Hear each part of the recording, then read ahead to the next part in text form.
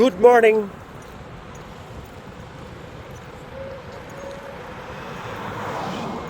Hello.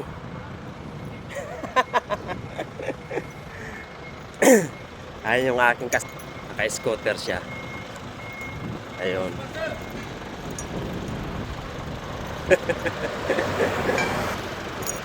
Kasama ko sa trabaho isang African. So habang tayo ay naglalakad papunta sa ating work. Mataas na yung araw, mga kaibigan. Alas 7:30 na kasi.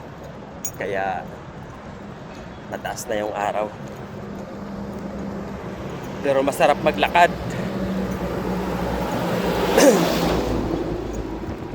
Buti nga hindi masyado mayumid. Hindi masyado malakas yung init. Kaya lakad-lakad na muna tayo papunta sa ating warehouse.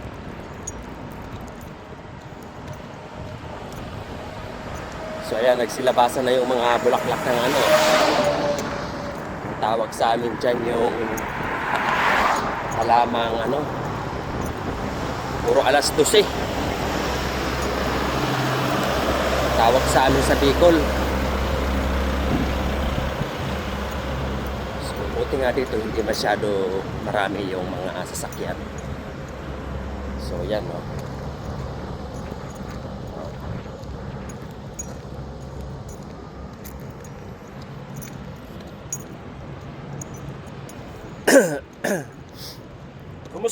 Kumusta? Saan man kayo naroroon, mga kaibigan? So, eto na naman si Tioy Friend. Nagbuburo baklay.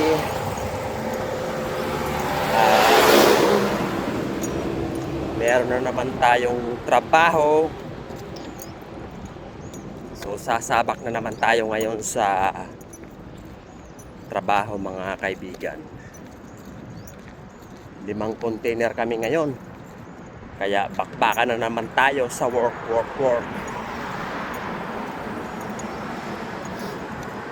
Okay na yan, mga friend, kaysa sa wala tayong work, di ba? So alin ba yung pipiliin natin? Yung may trabaho o walang trabaho?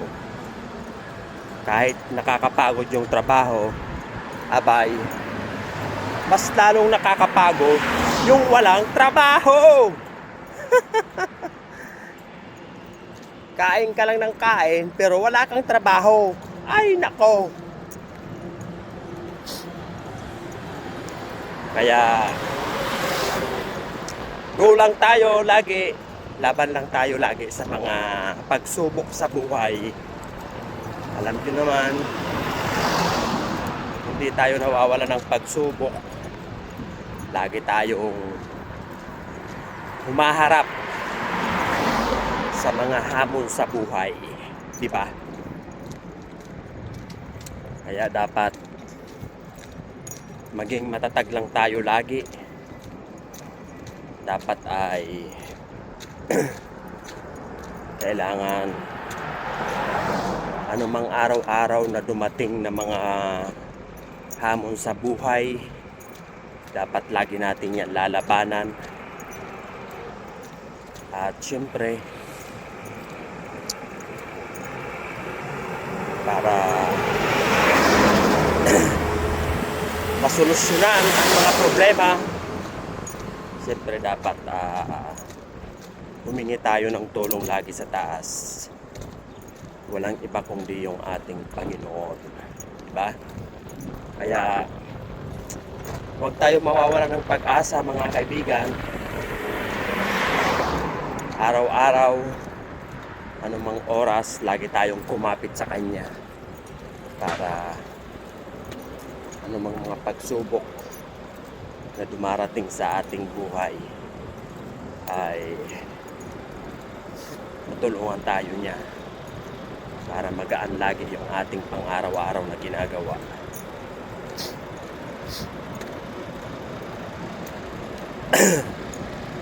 Hindi masama yung aking pakiramdam dahil sa init. Nakagaling ko dun sa labas, tapos papasok ka sa warehouse, malamig, natutuyuan ka ng pawis. Kaya inuupo-upo tayo, sinisipon-sipon. Good morning.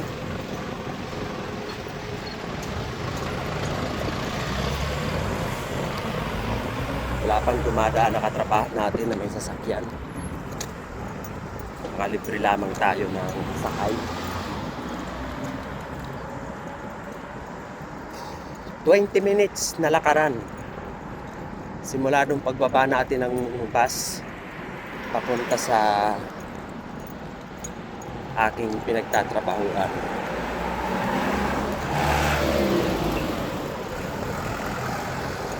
Araw-araw tayong naglalakad sa loob ng 10 taon. So, ayan yung nilalakad natin. 10 years.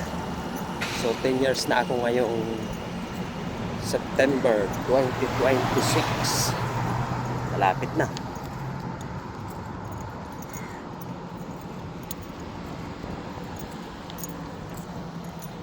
Kaya pasalamat tayo at tumagal tayo ng mahaba sa ating trabaho. Siyempre hindi naman tayo tatagal kung hindi natin mahal yung trabaho at hindi nagustuhan yung ating ginagawa, di ba?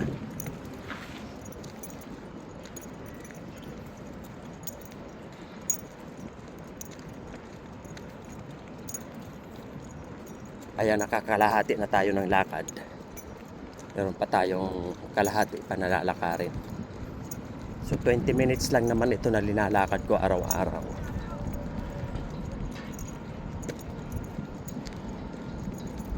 Murado pagdating ko na naman doon, pawisan. Tapos malamig sa pantry. Nako. Matutuyuan na naman tayo ng pawis.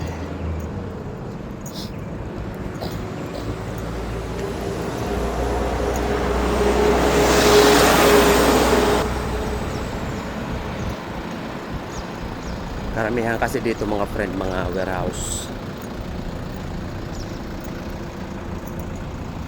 Nandito tayo sa Omramul, Rasidia.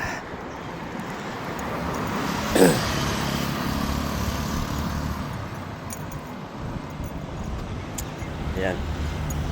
Taas ng sikat ng araw. 7:35. Medyo pinapawisan na ako.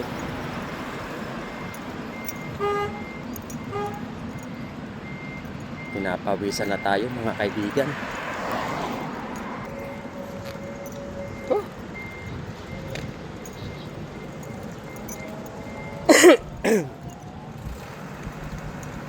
Umuubo tayo ng konti.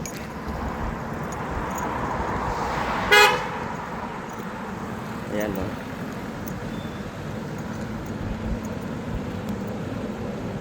Malabas na yung pawis natin. Pero sakto lang. Malapit na tayo makarating. Malapit na marating ang aking warehouse na pinagtatrabahuan.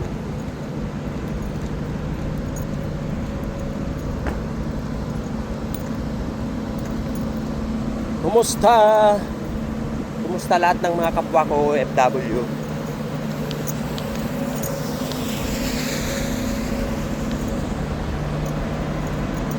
Ingat-ingat po tayong lagi sa ating trabaho.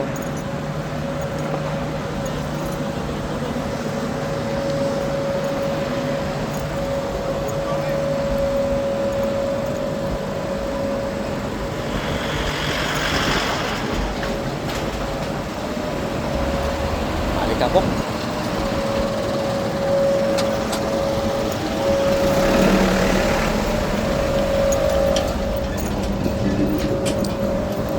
trabaho kasi dito na dito sa sidewalk niya.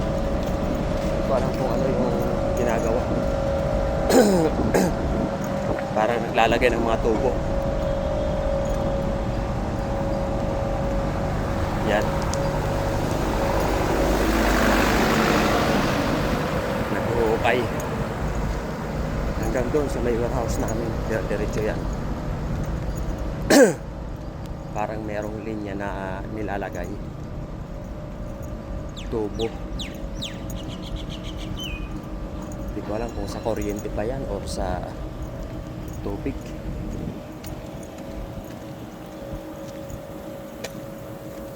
Tanggalin muna natin yung ating sombrero. Medyo mainit na.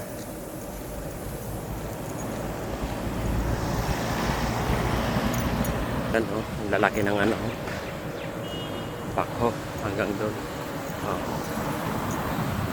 Naayos kasi dyan yung ano, dyan sa gilid ng ano, daanan, may hinumpay. Lalagay sila ng tubo.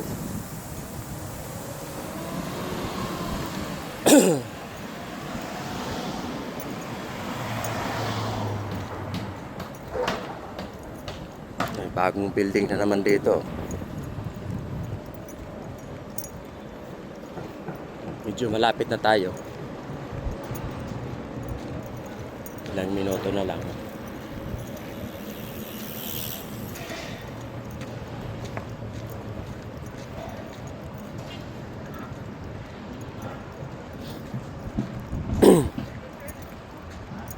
So yan yung restaurant na binibilhan ko ng pagkain.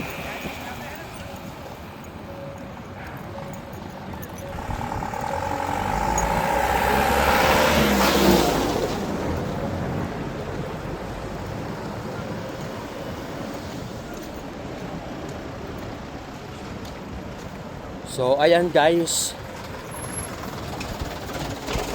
malapit na tayo sa ating warehouse. Ayan, nakikita nyo yan.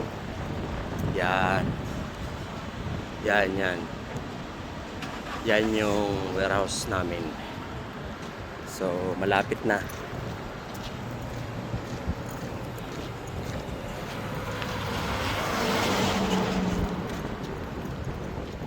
Tamang-tama pagdating doon.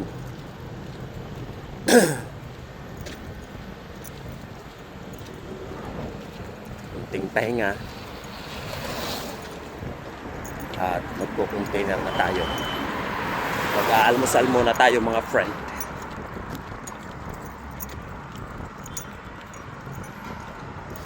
So hanggang dito na lang mga kaibigan. At papasok na tayo sa ating warehouse. Bye-bye. Thanks for watching.